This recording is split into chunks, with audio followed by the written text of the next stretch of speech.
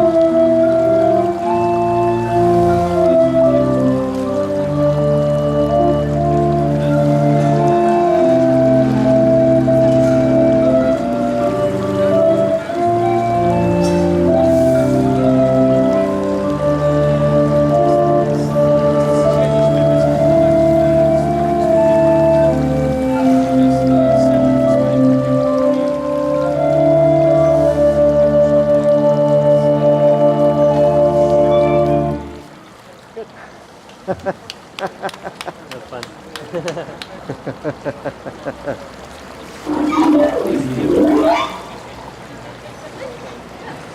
Yeah, go ahead. Yeah, you can try it if you want. Try putting your finger over. So what creates the air in the column?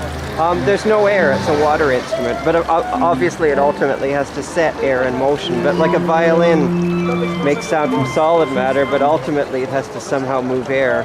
So it's a question of where the sound originates. With hydrolophone, the sound originates with water and sounds best when played underwater, but can also be played in air. Oh, so you mean if you played this underwater, would it also transmit the same way? Yeah, it sounds even better underwater. We do underwater concerts in pools sometimes.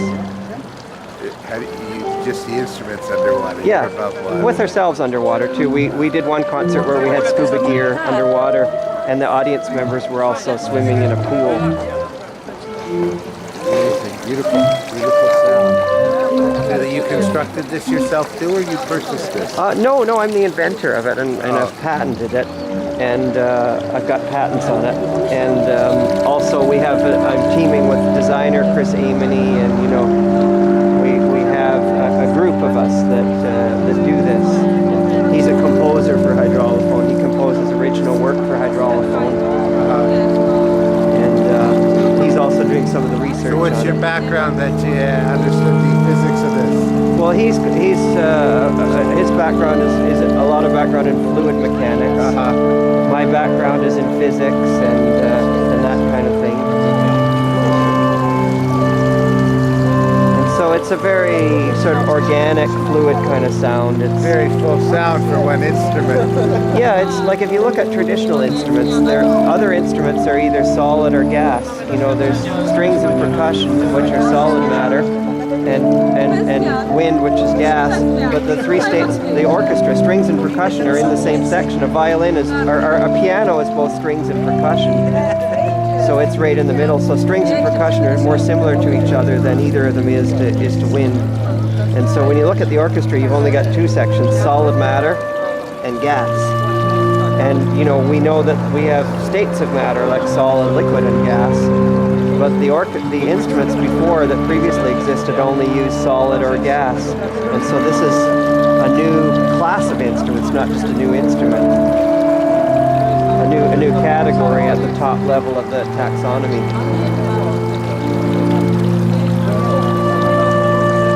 And it's all like, is there some kind of amplifier that picks up, you're making the chords by stopping the flow, basically, right? You're interrupting the flow in essence. Yeah, this one's plugged into the amplifier, but if you listen by itself, if I turn the volume down, like if you play this one, play A, C, and E, A minor. Let's try one of the jets and I'll turn them. See, if I turn the volume rate down, now I've turned it down on the PA. So it's a lot quieter. You can still hear it, but it's not so loud. Can you hear the A minor there? Just from interrupting the flow. Pushing it into the instrument.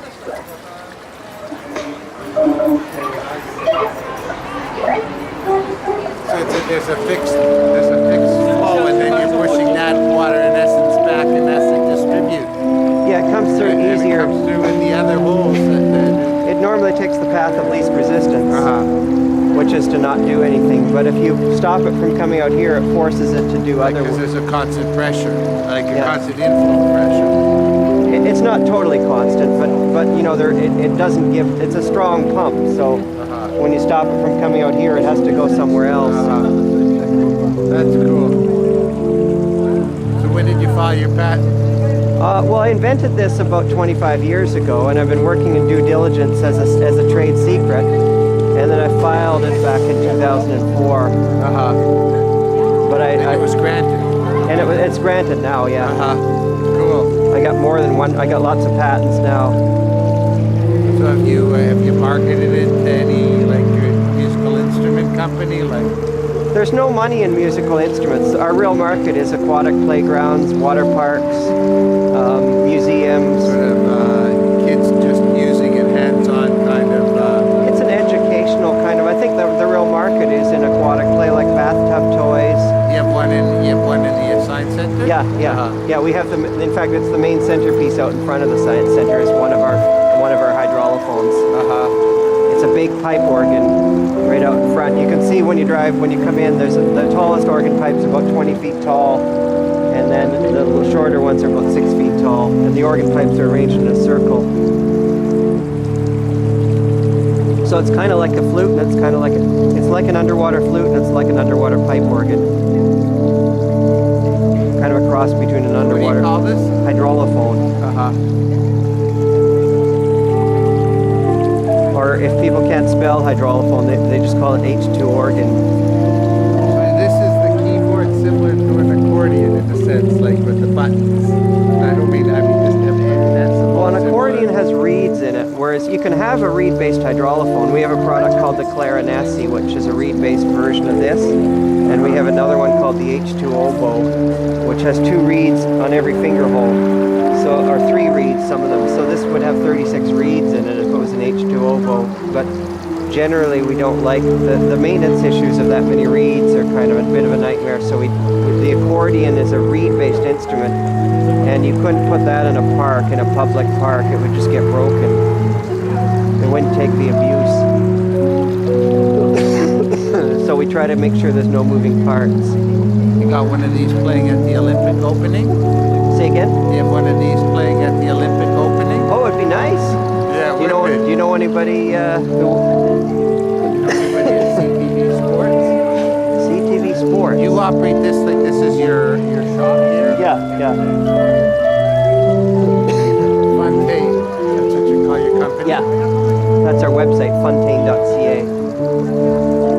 Yeah, if you know anybody who So would, is there anybody else in the world who's copied you like you're the thing in this?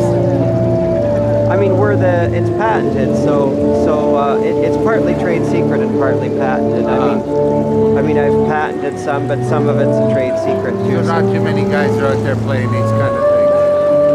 Well, they need to buy them from us if they want to legally get them. But I mean, there are people who play, like there's enough of them installed in parks and that people have learned how to become quite proficient. There's a lot of people who play the instrument really well.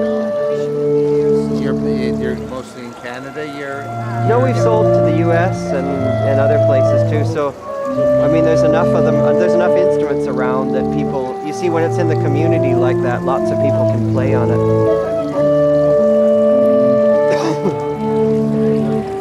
What's your name? Steve. Steve what? Steve Mann. Man? Yeah. Okay. I know somebody at CTV. Oh. I'll call them and I'll see if I think this is really interesting. Should be this is Canadian, right? Yes, it's a Canadian invention, invented right here in Toronto. Yeah. Okay. Yeah, do you want a little info kit? I'll give you a little.